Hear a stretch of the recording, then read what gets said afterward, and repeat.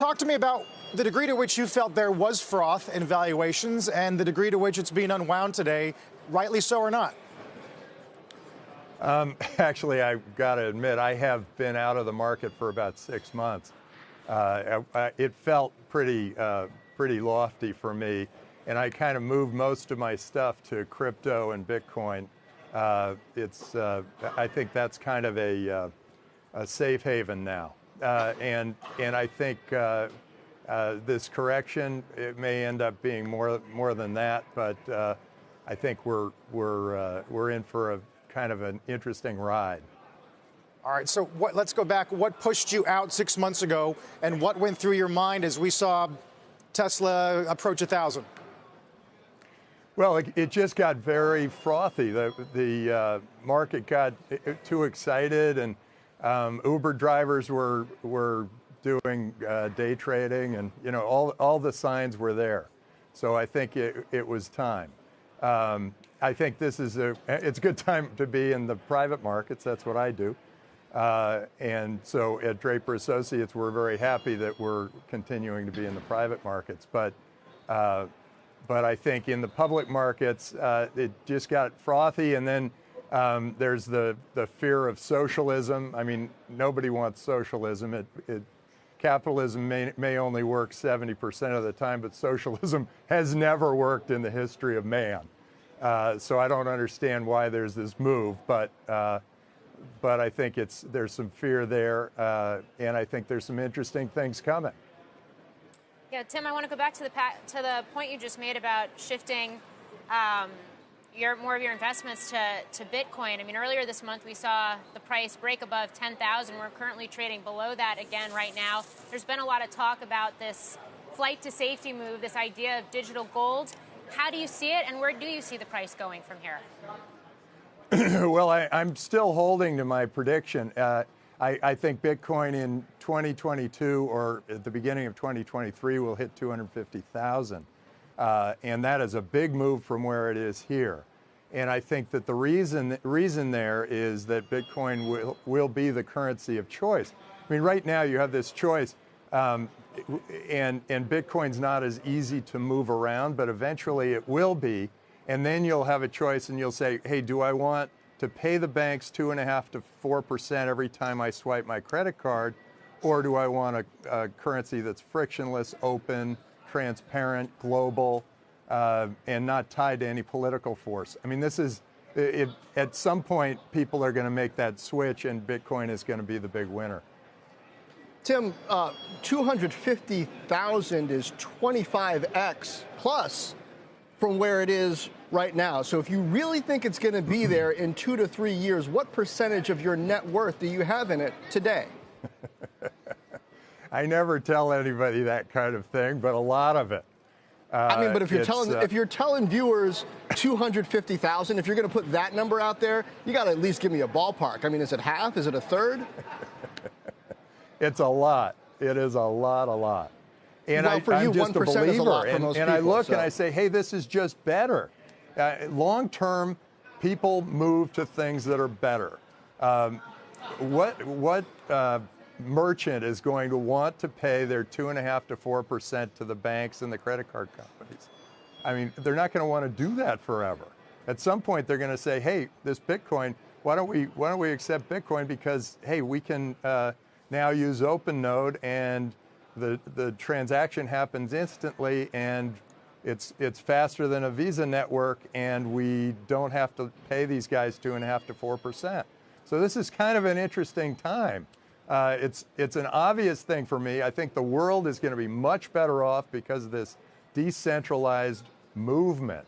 And it's not just Bitcoin. Bitcoin is decentralized currency, but it's decentralized everything. And I think that some of the politicians are clinging to the past and clinging to their tribalism, but most of the best politicians are moving toward this new world that's global and open and transparent.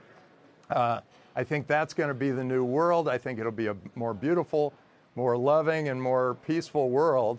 But you're going to see a lot of tension on the way to getting to that world.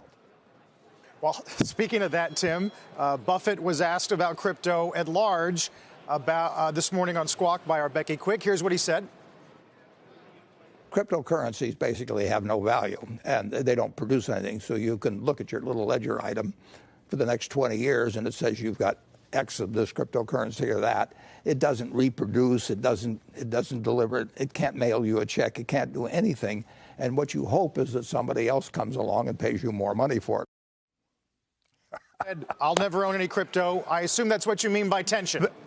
That is hilarious. He owned 50% of his holdings are banks and insurance companies. They are not going to do well in this new decentralized economy. Of course he's not going to like it. He sees a huge threat to his holdings. His holdings are more than 50% in banks and insurance companies in Berkshire Hathaway. So clearly he's not going to want this new currency that is completely, everyone who has studied it knows is so much better than what we have out there. And these currencies that are tied to fiat government are, I think they're just going to be a relic of the past. It'll be like holding drachmas and francs. So what kind of risk do you think are endemic to his holdings if we reach this new world that you foresee by 2023? Enormous risks. I mean, I wouldn't Existential hold a risk bank if you. Yeah, I wouldn't hold a bank if you paid me to own the bank. I wouldn't hold an insurance company right now. I mean, they are not in good shape. Going for the next 10 years, things are going to change very big. And you go to anyone who's 35 and younger, and you say, "Do you want $10,000 or a Bitcoin?" They'll all take the Bitcoin. Now, if they're older, they'll usually take the dollars. But the ones who are younger are saying, hey, this is just better currency. So let's hold that. Tim, just to shift gears here, I want to get your thoughts on another conversation we've been having, and certainly given the fact that it is such a down day for the markets, I think even more in focus, and that is, do you feel like there's a reckoning setting in within the startup community right now, given the fact that IPOs, for the most part, in the past year maybe haven't performed as well as had been anticipated versus valuations in the private market, the fact that we are seeing cost cuts, we're seeing many startups right now cut jobs as well, a more focus on profitability. Do you think there's a shift in sentiment in the startup community? Well, I look at, there are companies like Forge and EquityZen who are trading companies in the private market now, and it's changed the whole nature of what we really want.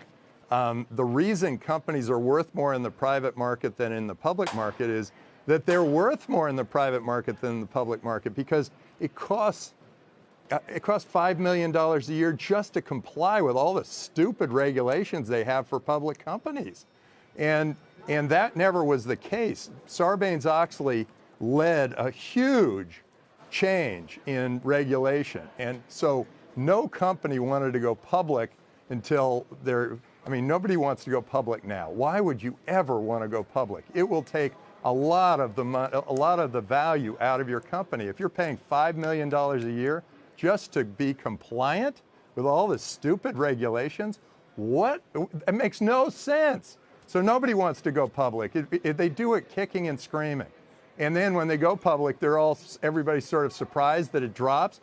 Well, that's because you just had to pay $5 million a year just to comply with all the regulations of being public. I mean, if I'm Nasdaq or the New York Stock Exchange right now, I am panicking.